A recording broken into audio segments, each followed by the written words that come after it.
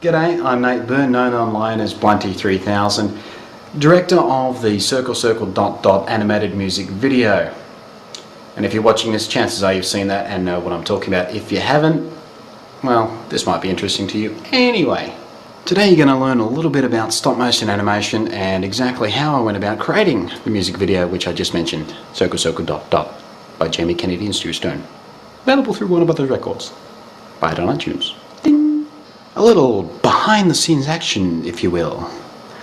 Unfortunately, I've broken down most of the sets I used for that music video, so I won't be able to show you those. But I'm going to take you on a more general tour of how one of these things gets made and how easy it is for you to do it. Because you've been asking me, constantly, how did you do that? Bunty, how? Tell me how. Tell me your secrets. I must know your secrets. How did you do it? I'm not going to tell you all my secrets, so there's a few things I'm going to keep for myself. They're tricks of the trade, they're my secrets. Mine, my precious, not for hobbitses to know. Yeah, alright, so my Smeagol impression could use some work. What are you going to do? Let's get to it. Stop motion animation. You get yourself a puppet, whether it be made of clay or plastic or boogers or the crushed hopes of your enemies. And basically what you do is you point a camera at your little puppet and you move it a little bit and you take a picture. You move it a little bit more and you take a picture. Move it a little bit more and you take a picture.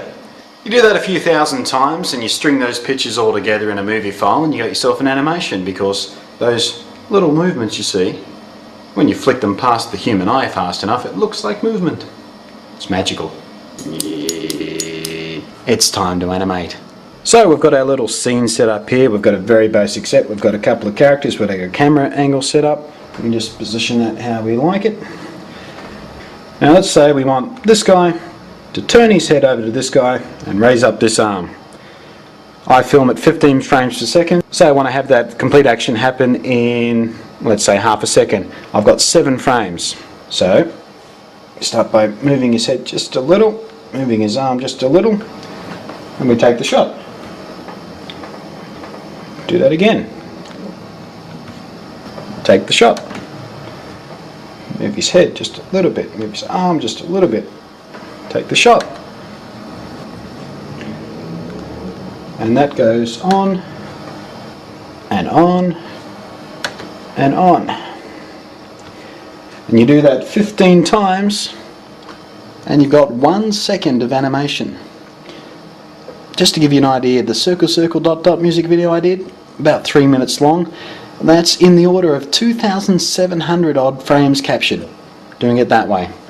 So yeah, don't trust stop motion animation unless you've got focus and patience, or you will go horribly, horribly insane. So you go through that process a few thousand times, you got yourself a stop motion animation film, throw it in an editor, edit it all together, you're golden.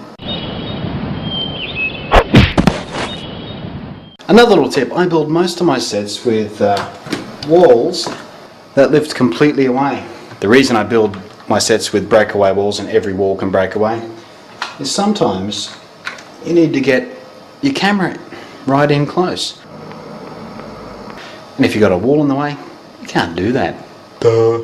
Well, I think that just about covers the basics, so from me and my little friend, I'll catch you next time. Back to work. It's my own little private universe, and I can play and tinker and be the hand of God.